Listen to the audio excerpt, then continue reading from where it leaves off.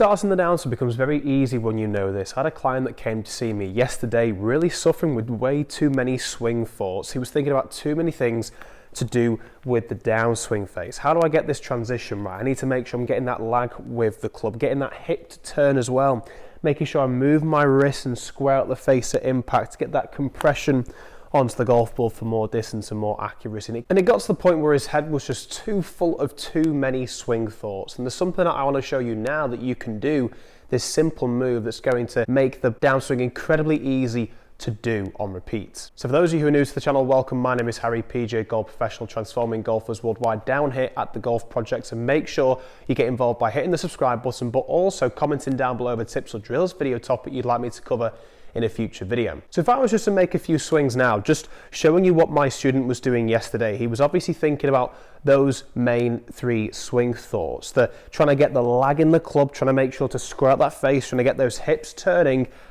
He was doing a few other things as well, but they were the main three that he was thinking about. And let me just show you this here. In order for me to think, right, I need to make sure I'm lagging the club on the downswing, what do I have to think about? I have to think about forcing my hands into getting this position here where the club's lagging on the downswing, but this sets the club in a very weird position and it causes to get too steep.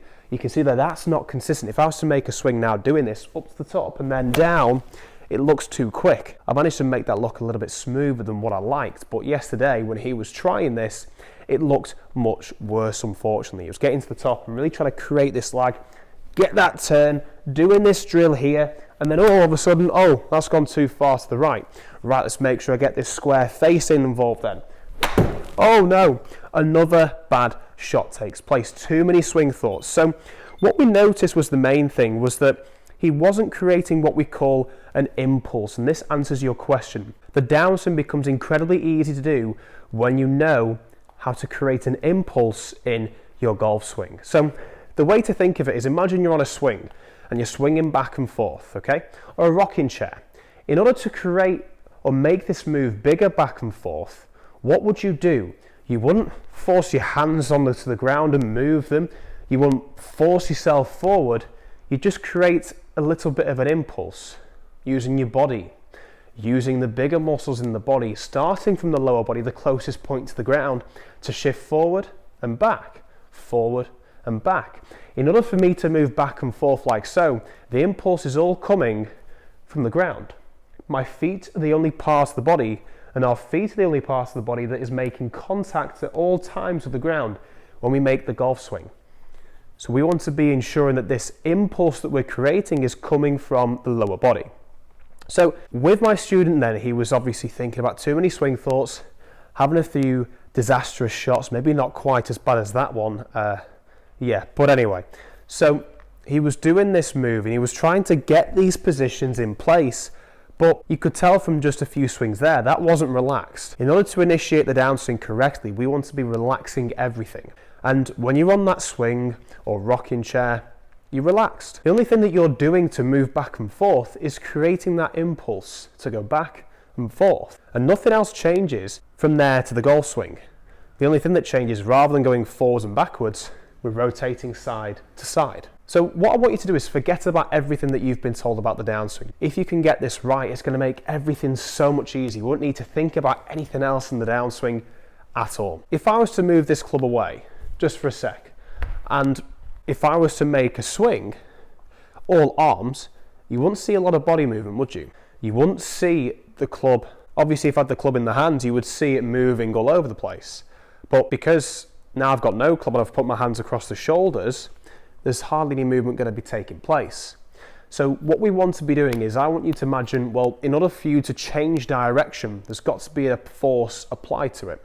So in order for me to get this nice rotation into the top of the backswing, what have I just done there? What have I done to get my shoulders in this position?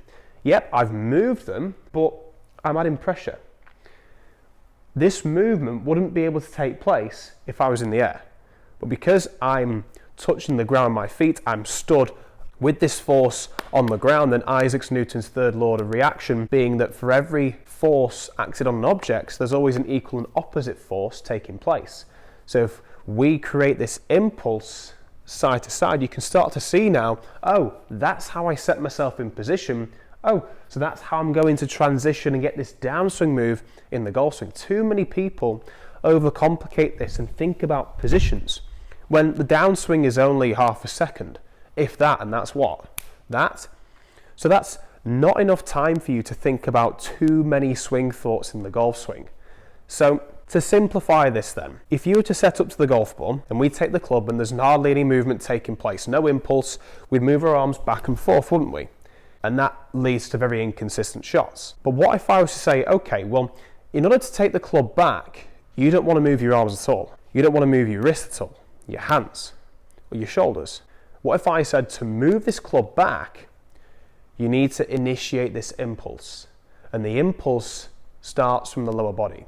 So in order for me to get that club to move back, just think about it as a chipping motion for now, as opposed to a full swing. To get that club to go to this point here, without me lifting the club up with my hands and arms, obviously, yet the club's going to be lifted up because I'm holding on to them, but I'm not using my hands to take the club back. I'm not using my arms to take the club back. I'm using this impulse, this reaction that I'm creating through the ground. So for the backswing, we want to be using our trail foot. We want to be pressing ever so slightly into the ground, like this here, and then the hips going to naturally rotate back. So if you watch this here again, I'm just going to do this one hand on the club, just to show you what this looks like. I'm going to get you to zoom in now. There we go. So from here, we're pressing ever so slightly to create that little trigger, that impulse into the ground, then we're going to push back off. I didn't do anything there with my arms, did I? So now I take the club back on now and I do that same motion. The club's already taken back and set into a very good position there. And without me taking the club back using my arms, hands and shoulders, I've actually used this impulse. Yes, if you're severely on the inside or outside, I'd highly recommend checking out this video later on that's going to talk you through a great takeaway drill to help you fix this. But we want to be initiating this swing, and this is like a trigger move for you to help you feel the same motion in the downswing. So if you were to take the club back to here, feeling that impulse, what do you think is going to happen now to that club to come back down? Well, if I was to bring the club like this here and only have my index finger and thumb onto the club like so, in order for me to take that club head back to this point here, what do? I create this impulse. Can you see that? Just like the swing, back and forth. And once I get to the top, I can allow the club to fall. If you want to be swinging it faster, what do? We don't force it forward. We don't force it like this here either. We go back and create that impulse on the downswing. Impulse, and then the club goes. So we've created this impulse to start the backswing. Now I want to be creating that impulse to begin that downswing to help us for the bigger golf shots. So for chipping motions, you can pretty much just swing, feel the impulse taking back, then just allow the club to fall naturally on the way through. So falling naturally is quite an interesting term, because obviously from here, we've set this impulse, we're allowing the club to fall naturally, like that swing. But if I wanted to, let's just say that shot there went, okay, 36 yards carry. If I wanted to get that to 50 yards, for example, all I'm going to do is do this same impulse. I'm not going to look at trying to swing the club any further back, but all I'm going to do is initiate that impulse in the downswing. So initiating that impulse, dead simply, is just doing the same thing within the backswing to start that backswing into the downswing as well. So I'm going to get to here, initiate that impulse to take the club head back, initiate the impulse, and then rotate as well. So it's initiate, rotate, initiate, rotate. And obviously initiate is a little bit of too big of a word if you're going to be thinking about two words rather than impulse. So I would go press, rotate, and obviously you'll want to be moving and doing this all in one motion. If you wanted to do a few practice drills doing this without the club, just to help you even further develop this understanding of what that's like, because some of you need a little bit more, right, okay, what steps do I do first before I bring this all into one motion? Well, you can go press, rotate, So creating the impulse here to take the club back, creating the impulse here to take the club through. So I take the club now and do that same motion, but all in one motion, up, down. Very fluent, very easy to do. So I'm going to see if I can carry this now 50 yards and see how this looks. So nothing else is going to change in my swing. I'm not going to try and take the club head back quicker or take it even further back. I'm just going to do that impulse on the way back, impulse on the downswing now. Not the best of strikes, but I did create that impulse. Well, there you go, 63 yards. So I've gone a little bit too far, but there's the point. It may not have looked faster, but it certainly went further. And that was with a poor strike as well, with me really exaggerating this.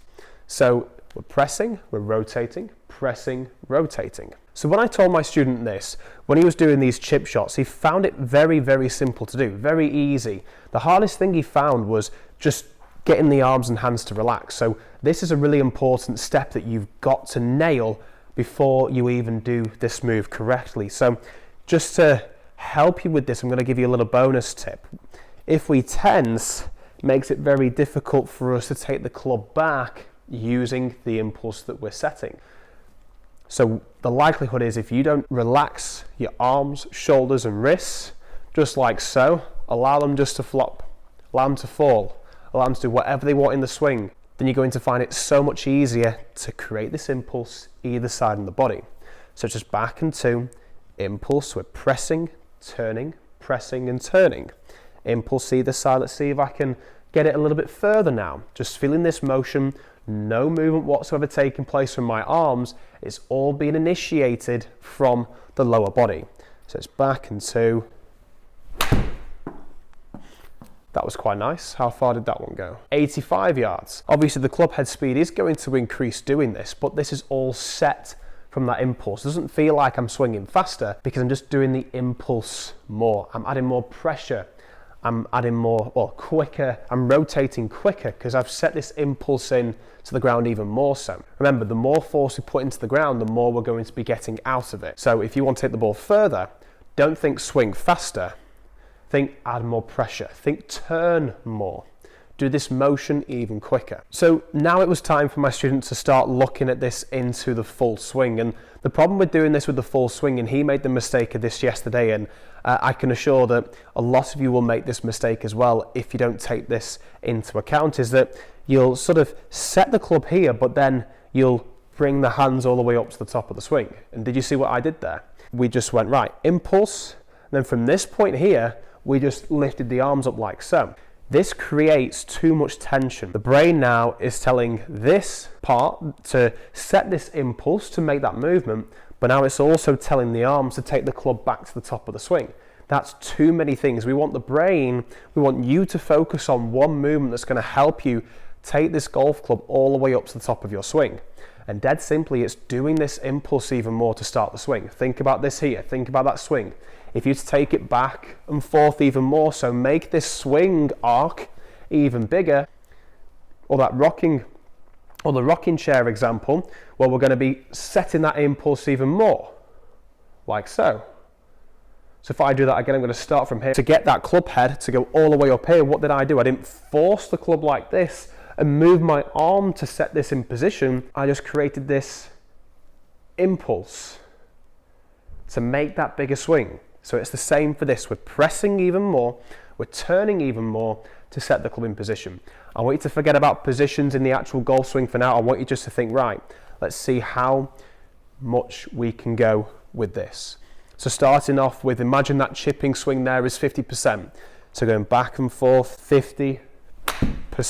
Now we want to be going 60%, which is going to be a little bit more of an impulse either side of the body. So going impulse back, impulse forwards. And then I want you to move on to 70, 80. And as you start to develop this and move on to the 70 and 80, this is where you really start to feel the difference between that chipping motion and now we're starting to get into that full swing motion, how we can create this effortless speed that a lot of us golfers are always looking for. So 70%, 80%, further back, further through. I wasn't thinking about taking the club further back, I was just doing this impulse even more. The more we do this impulse here, the further back the club's going to go, and therefore the further it's going to go on the way through as well. So we're setting the impulse, then we're adding the impulse in the downswing. So from here now, 90% impulse to impulse. And I wouldn't advise going 100% on this, and the reason is, once you go 100%, we get a little bit too quick, the arms go a bit too quick, not from you thinking about moving the arms, but obviously this impulse instead, but then you're going to cause those overswings, and that's going to lead to inconsistency in ball striking. So just stick to the 90% for now, and practice this a couple of times without the ball, going 50, 60, all the way up to 90, a couple of times, and then bring this into hitting a few shots. Practice it. Okay, right, this shot here at the range, it's going to be 50%. Right, that's a chip shot. Next shot's going to be 120 yards, for example. For you with a pitching wedge, it might be 90%, your full swing. Okay, back and forth. Then try an 80-yard shot somewhere in the middle. That could be the 70% shot. 70% of the impulse back and through. And once you've started to practice this a little bit more, you're going to start to find it so much easier to hit that golf ball without thinking about anything happening in the downswing, without you worrying about setting the club in position for the lag, without worrying about squaring up the face at impact, without worrying about getting this hip to rotate. Because guess what? If you do this movement correctly and you get this impulse here and then impulse back, the club's going to naturally fall. It's going to naturally set in position because you're not forcing it. Due to gravitational forces and you getting this impulse, it's going to set the club and lag a little bit more for you anyway, in this natural position, as opposed to forcing it and getting it stuck here. You're going to naturally square up the face as well, because the arms and wrists are relaxed. You're going to release the club better and square up that face anyway. But you're also going to be rotating the hip on the way through, because we're initiating this impulse on the downswing. Look what I'm doing here. I'm initiating this impulse, and this hip is just rotating. I'm pressing down and then rotating back. So this covers everything. Everything that you're worried about in the downswing is all simplified doing this incredible move. So when you bring this now into proper full swings, we're still not going 100% for the backswing, but we can go 100% in the downswing just to make it fun for us. Why not see how far we can hit the ball doing this? But I don't want you to think for 1 minute that you're going to go, right, swing fast. Inconsistent. We're going to be doing it by swinging to the top, feeling this impulse taking place, and then to get the downswing, get that impulse, really get the pressure into the ground and turn. Imagine you've gone the swing. From this point here, you're right at the top of the swing. What would you do? You'd force it down, see how far you can go. See if you could do that all the way around in a loop. I've never done that. I wouldn't advise trying that, but just imagine that and see if you can bring this into the golf swing. So impulse back, 90%, impulse through, 100%. I've got an 8-iron in my hand. That last shot carried 128 yards. I'd usually expect around 160.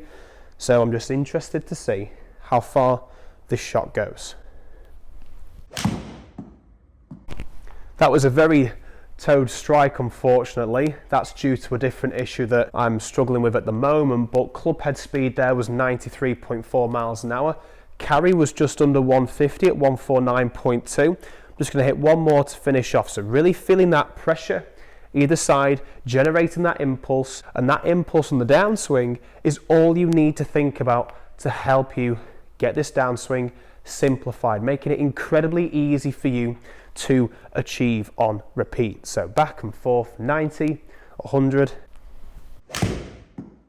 That was a better strike. A little bit to the right. Carry of 147, what was my numbers on there? A little bit slower club head speed on that one. I got a little bit lazy on that one, but the strike was pure. The swing looks much smoother. So this is certainly something that you should be going and giving a try. Imagine being able to do this effortlessly. How much easier that's going to be for you when you go out and play on the golf course. You're not stressing over too many things in the downswing. All you're thinking is, hang on a sec, from this point here, it's just impulse. Press and turn. Press and turn.